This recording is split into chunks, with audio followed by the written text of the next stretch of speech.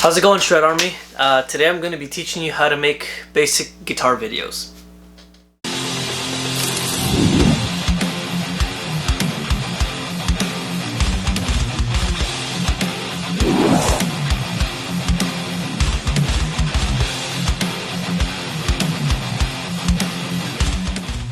Alright, so let's get to it. Reason I'm doing this is because I want to teach more people to be able to make basic guitar videos, you know, as basic as they are or as complicated as they get.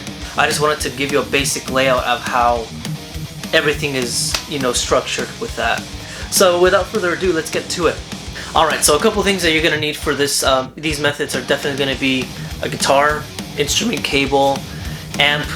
It could be a combo amp or an amp head with a cabinet, microphones, XLR cables, mic stands, headphones maybe, and I'll be definitely leaving some recommendations at the on the description of the channel.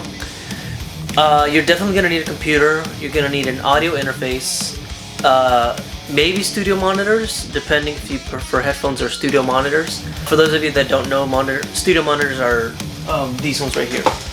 So they're like speakers, but made for recording professionally and stuff like that.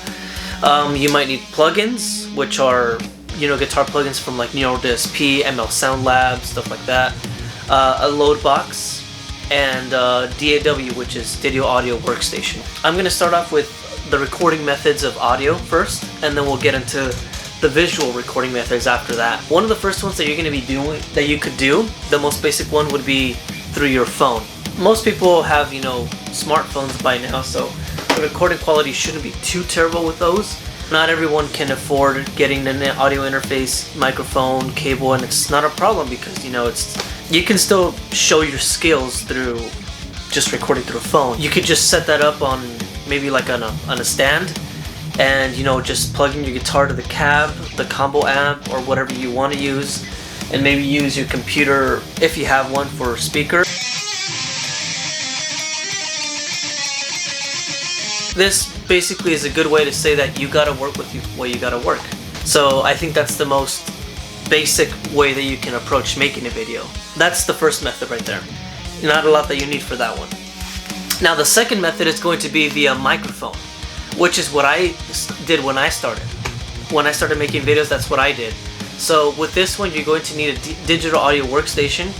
You're going to need an interface, a computer, mic stand, XLR cables, and obviously the microphone. So for this one, if you don't know what a DAW is, it's a digital audio workstation which records your stuff. Now a free one that I do recommend is Reaper, because that's free first and foremost, and it's available for both Mac and for PC. And it's as basic as you can get. You can put your music track on the side and then have the audio track recording for it. But you're also going to need an interface, which is one that I have right here.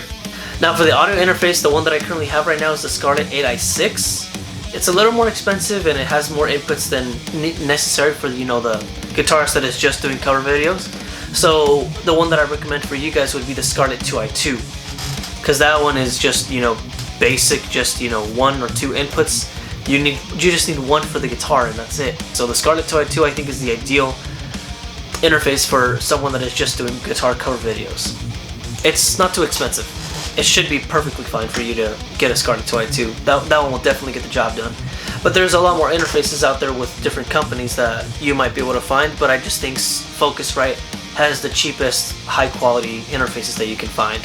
What an audio interface does, it basically captures your audio and converts it into a readable format for the DAW to process.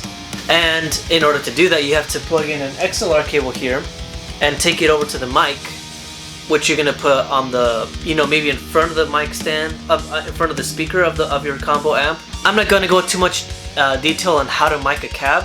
I can probably put a link up here for how to set it up, here or here, I don't know, that can show you how to set up a cab. So with microphones, the one that I've always used is the Shure SM57. It's usually mainly the one that people always use for guitar cabs. But you know, there's so many other microphones, but they're more expensive. And the SM57 is one of the cheaper ones. It's about $100 that you can get it for. And for mic stands, you can get anything you need to, so don't worry about that. I think that's most of what you're gonna need for your microphone method. So now we're gonna move on into the load box. Now, if you don't know what a load box is, a load box will make your life easier in terms of loudness of your room. A load box basically takes your amp head's outage into itself, and you can transfer that directly into your interface. Basically taking out the cab factor and only being able to record via your computer. Now for the load box, the one that I'm using right now is the Torpedo Captor 16 ohms. Now the ohms is something that is very important because you need to check how many ohms your amp head or gives out.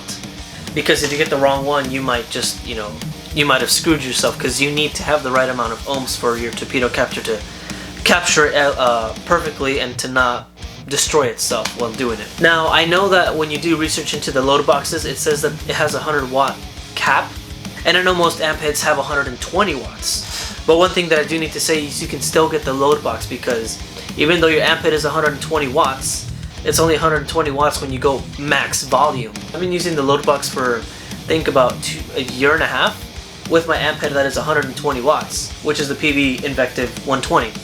And nothing's happened to the load box. It's perfectly fine. It just goes right into the interface and gets the job done. For the load box, you're going to need computer interface.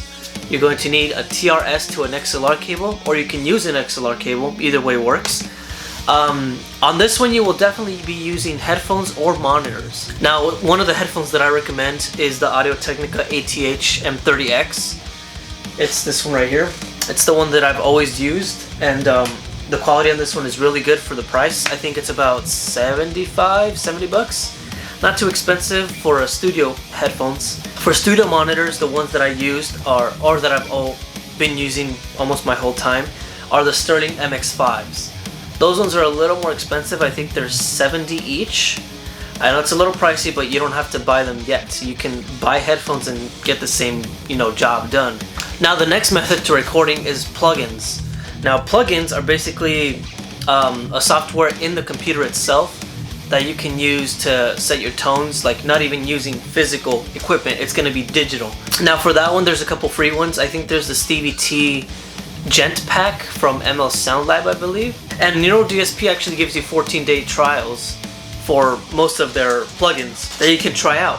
So for the plugins, you can use those within your DAW, but you would need to, have studio monitors or headphones for that too, because that's your output, right? There's not much else to the plugins as well. You just, you download it, install it, set it up on your DAW, and you'd be good to go. Now the last recording method that I've, used is using modelers or effects processors. You can record your almost anything on, like any tone on those. Like some examples of those would be the latest Nero DSP Quad Cortex, which has, like so many tones on it. The Kemper is a good amp modeler. It doesn't have effects, but it's a good amp modeler for that one. I've seen a lot of people use that one, like the Bradley Hall guitar from, a YouTuber that you guys might know. The Axe FX3, I own that one. That one's really amazing, and it has so many tones on it.